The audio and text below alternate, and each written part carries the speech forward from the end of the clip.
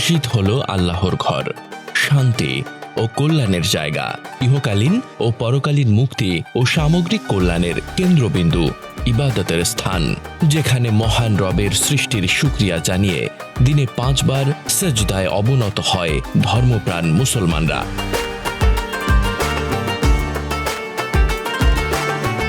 আর সেই মসজিদ যদি হয় পবিত্র কাবা শরীফের আদলে নির্মিত, তাহলে কেমন হয়?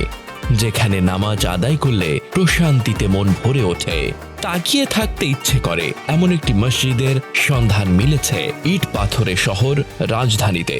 রাজধানীর 100 ফিটে মাদানী এভিনিউয়ে ইউনাইটেড সিটিতে মসজিদটি অবস্থিত, আর নাম দেওয়া হয়েছে মসজিদ আল মুস্তাফা। এটি ইউনাইটেড গ্রুপের একটি আইকনিক প্রজেক্ট। আনন্দ সুন্দর এই মসজিদটি 5 তলা বিশিষ্ট। আল মুস্তাফা মসজিদে 12,000 মুসল্লি একসঙ্গে নামাজ আদায় করতে পারবেন।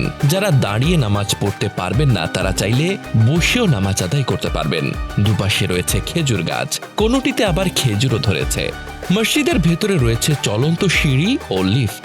মসজিদের গ্রাউন্ড ফ্লোরে নারীদের নামাজ পড়ার ব্যবস্থাও রয়েছে। মসজিদটিতে রয়েছে 100টির বেশি গাড়ি পার্কিং এর বিশেষ সুব্যবস্থা। 16 লাখ টাকা ব্যয়ে লাগানো হয়েছে ঝাড়বাতি, যা এখনো পুরোপুরি চালু হয়নি। চীন থেকে আনা হয়েছে মেঝেতে বিছানোর কার্পেট, লাগানো হয়েছে উন্নত মানের সাউন্ড সিস্টেম।